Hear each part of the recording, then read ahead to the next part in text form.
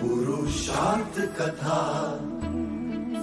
सुनो सुनो सिद्धार्थ कथा। सत्य कथा, पुरुषार्थ कथा। सुनो सुनो सिद्धार्थ कथा। चढ़ते सूरज सा तेजवान वो कीर्तिमान, हुंकार भरे जब कूच करे, थर थर कांपे आसमान। वो राजपुत्र वो शूरवीर, पर्वत को भेद दे उसके तीर।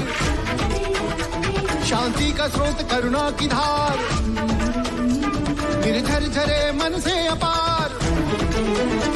वो राजपुत्र वो शूरवीर, पर्वत को भेद दे उसके तीर। है शाक्य वंश का वो तारा, जगमग है जिससे जग सारा। सत्य कथा, पुरुषार्थ कथा। सुनो सुनो सिद्धार्थ कथा।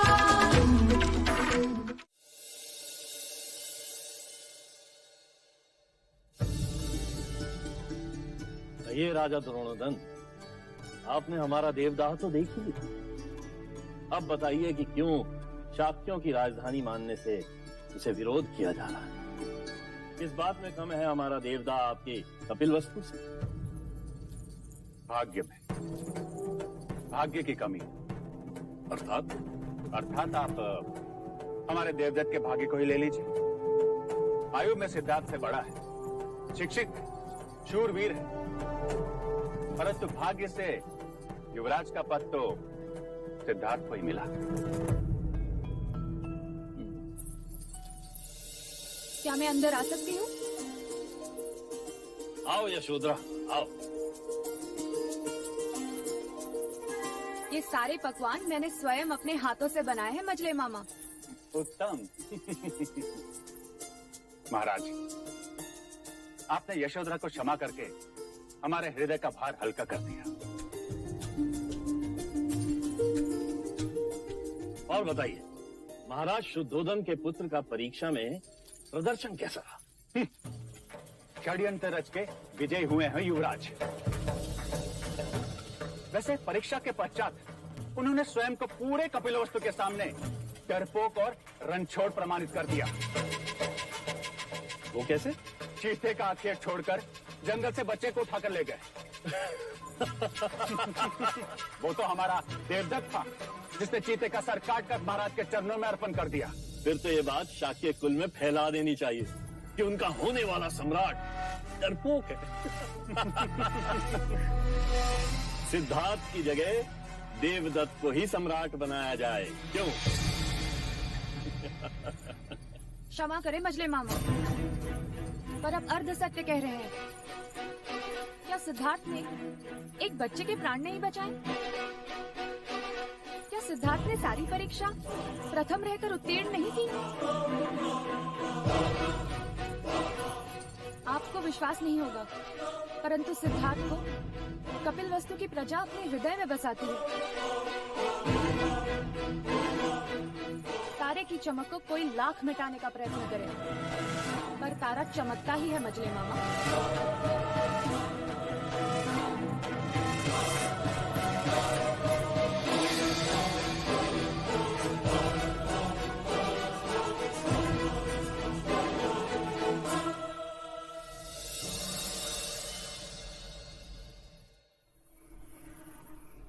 सिद्धार्थ, ये लो मेरी तलवार।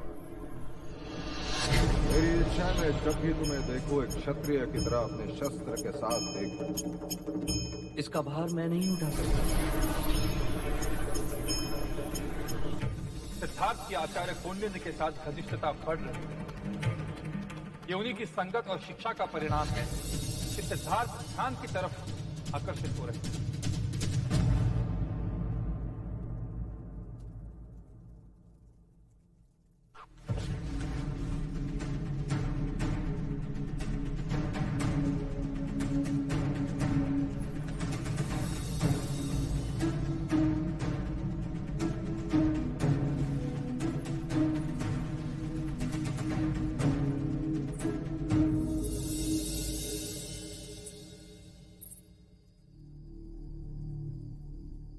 क्या हुआ देव?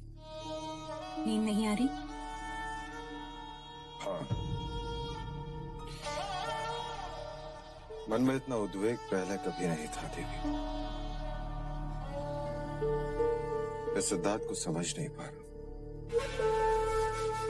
कहीं वो ऐसा कोई कार्य न कर बैठे जिससे हमारे पूर्वजों का नाम कलंकित हो। परंतु वो अर्थहीन बातें नहीं करता। हाँ, उसकी बातें सत्य होती है, फिर भी मैं उससे अप्रसन्न रहता हूँ। क्यों पता नहीं प्रजापति। क्योंकि आप चाहते हैं कि हमारा पुत्र आपके मार्ग पर चले, पर वो विलक्षण प्रतिभा है। वो अपना मार्ग स्वयं सोचता है। वो उनमें से नहीं जो आंखें मूंद कर पीछे पीछे चलते हैं। परंतु अकेले जाने पर मनुष्य भटक भी सकता है प्रजापति। बस यही भय आपके उद्वेग का कारण है।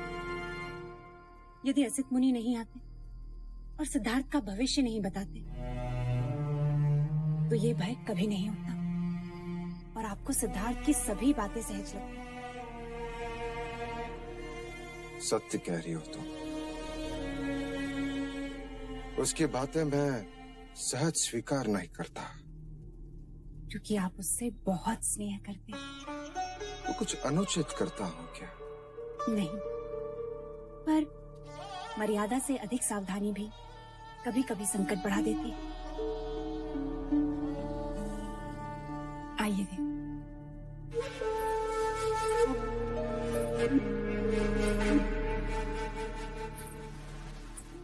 अब आप सो जाइए देव।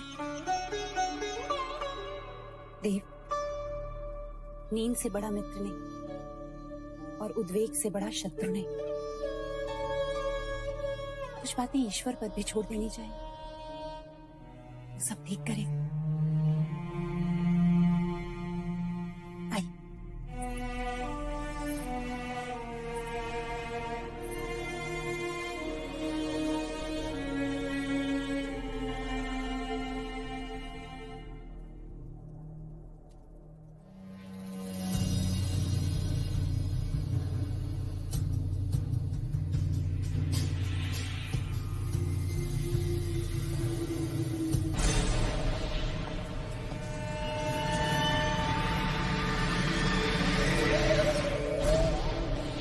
सिद्धार्थ! सिद्धार्थ!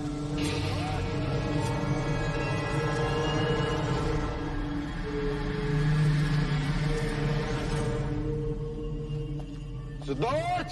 सिद्धार्थ! सिद्धार्थ! सिद्धार्थ!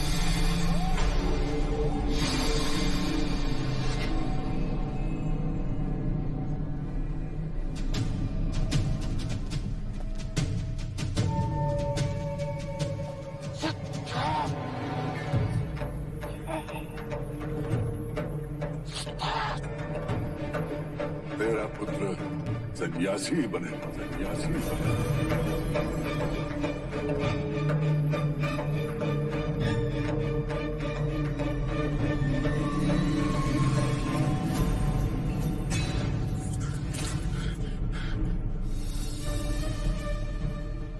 देव,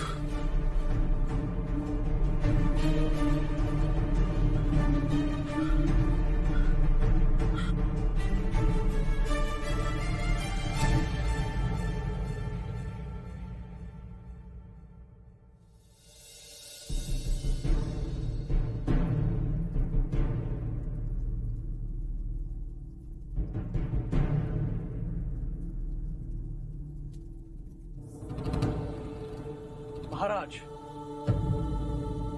आपका स्वप्न पहले प्रहर का है और ग्रंथ अनुसार पहले प्रहर का स्वप्न सच होता है। आप स्वप्न में सिद्धार्थ को ढूंढ रहे हैं, अर्थात आपके पथ से उसका पथ विपरीत है। दूजा, आपने सिद्धार्थ को समाधि में देखा, अर्थात वो शांति के पथ पर चलेगा। शरीर पर मिट्टी और पौधे, अर्थात उसने समाधि कई दिनों से लगाई होगी। उसने गेरुए रंग के कपड़े पहने, अर्थात उसकी विचारधारा मुनि और योगी की भांति हो।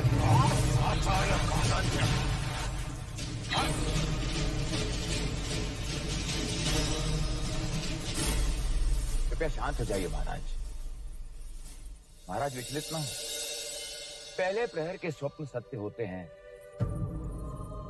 किंतु उसके एक नहीं कई संकेत होते हैं। स्वप्न का आकलन व्यक्ति विशेष पर निर्भर करता है। स्वप्न में आप उन्हें खोज रहे थे, इसका अर्थ यह है कि किसी बात पर वो आपसे कहीं आगे निकल जाएंगे। स्वप्न में आपने उन्हें समाधि में पाया, इसका अर्थ यह है कि युवराज का संकल्प दृढ़ है, जो वो ठानेंगे वो करके रहेंगे। आपने उन्हें मुनि की भांति देखा, अर्थात लोग जैसे एक मुनि को पूछते हैं, युवराज को भी वैसे ही पूछे। महाराज, हम सब जानते हैं कि युवराज की जन्म कुंडली में कई सिद्ध योग हैं। जिस राजा का संकल्प दृढ़ होता है वही चक्रवर्ती होता है। मैं आपके कथन से सहमत हूं कि स्वप्नों का आकलन व्यक्ति विशेष पर निर्भर करता है। आचार्य कौंडिन्य, मेरा आपसे मतभेद है। आपने सिद्धार्थ को वो ज्ञान दिया जो मैं उसे देना नहीं चाहता था।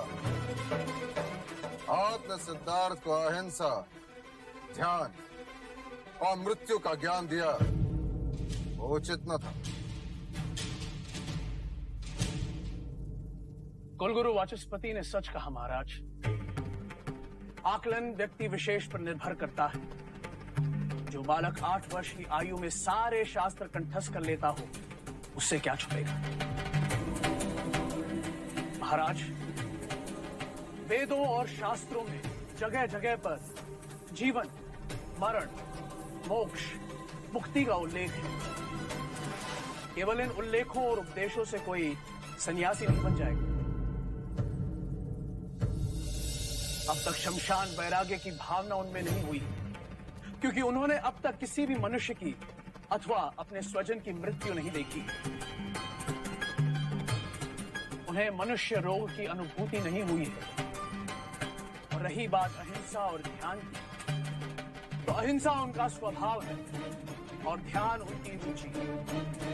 महाराज, स्वभाव और रुचि मनुष्य अपने साथ लेकर जन्म लेता है, उसे सिखाया नहीं जाता। एक पक्षी की पीड़ा अथवा एक जीव की मृत्यु देखकर जो बालक बेहाल हो जाता है, मनुष्य के दुख उसके लिए अमूल्य होंगे। आप, हम, यहां उपस्थित सब मोक्ष प्राप्त करना चाहते हैं। प्राप्त करने के कई मार्ग, भक्ति, वैराग्य, ज्ञान। अब कौन सा मार्ग चुनना है, इसका आकलन भी व्यक्ति विशेष पर निर्भर करता है।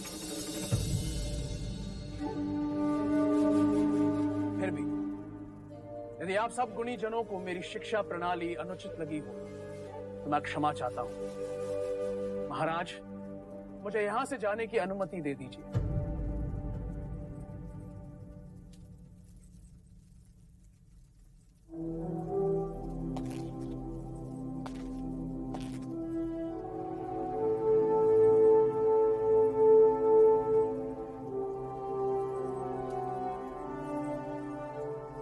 आचार्य कौंडिन्य, कृपा करके दक्षिणा स्वीकार कर।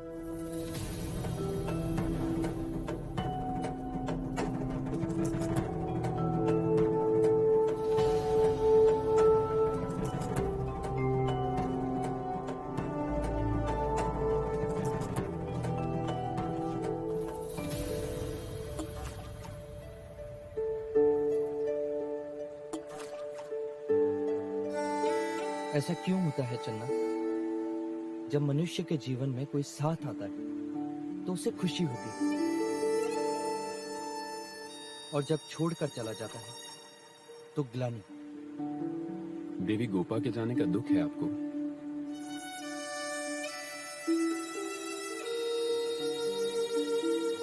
हाँ, आई थी तो मन भर गया था।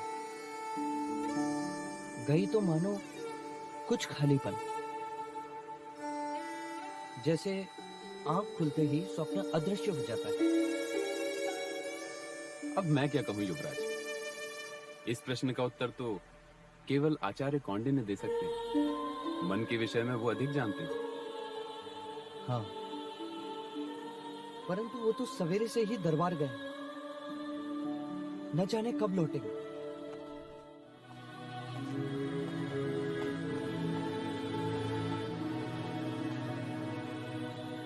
कुलगुरु, मैं ये दक्षिणा स्वीकार नहीं कर सकता। क्यों आचार्य? क्योंकि युवराज को दी गई मेरी शिक्षा महाराज को उचित नहीं लगी। आप उचित अनुचित को भूल जाइए आचार्य। कृपया आप इस दक्षिणा को स्वीकार कीजिए। नहीं, मैं अपनी शिक्षा के प्रतिफल में दक्षिणा लेता हूँ। केवल एक ब्राह्मण होने के नाते आश्रित होकर भिक्षा नहीं मांगता। क्या आप मुझ पर आक्षेप कर रहे हैं आचार्य कौंडिन्य? क्या आपने महाराज को प्रसन्न करने के लिए असत्य नहीं कहा? नहीं आचार्य, मैं इस राज्य का कुलगुरु हूँ। मेरा कर्तव्य यह है कि मैं राजा के प्रति, इस राज्य के प्रति निष्ठावान रहूं। कहीं उनका विश्वास खंडित ना हो जाए। वो चिंता मुक्त रहें कि वो अपनी प्रजा का अच्छा पालन कर सके। क्या आपको ज्ञात नहीं है कि असित मुनि के एक कथन से पूरी की पूरी एक पीढ़ी को कपिलवस्तु से निकाल दिया गया था? और आपका भी इस राज्य के प्रति यही कर्तव्य था आचार्य कौंडिन्य कि आप युवराज को क्षत्रियता का पाठ पढ़ाते, आखिर एक सन्यासी का।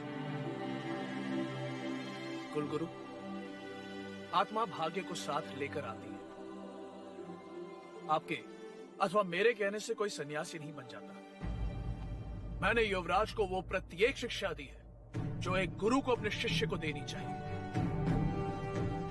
क्षमा करें गुरुवर्य, जीवन निर्वाह के लिए जो शिक्षा से समझौता करे उसे गुरु नहीं कहते।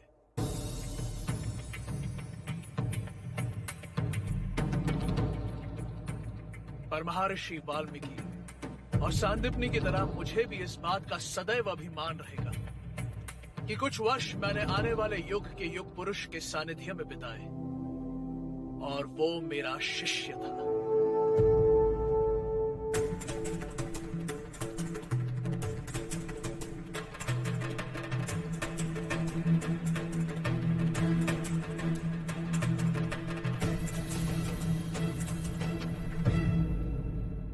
कौंडिन्य के विचार तो आपने सुने भाई महाराज। क्या अब भी आप मेरे विचार से सहमत नहीं हैं?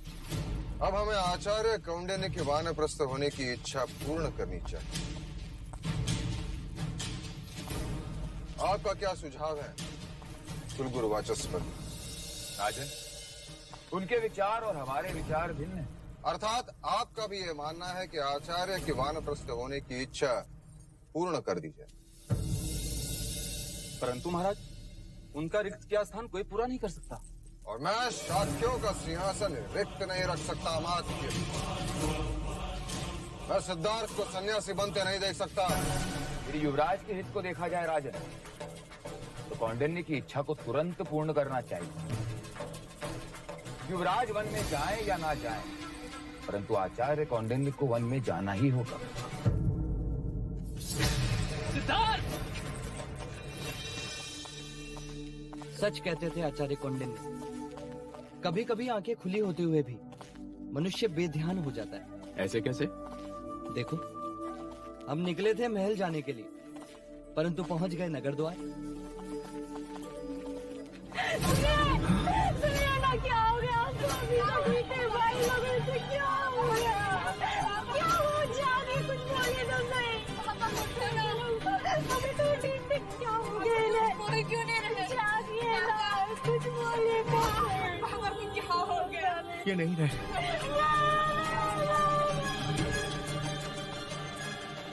चिराग और मृत्यु का कोई भरोसा नहीं, कब द्वार पर आ जाए।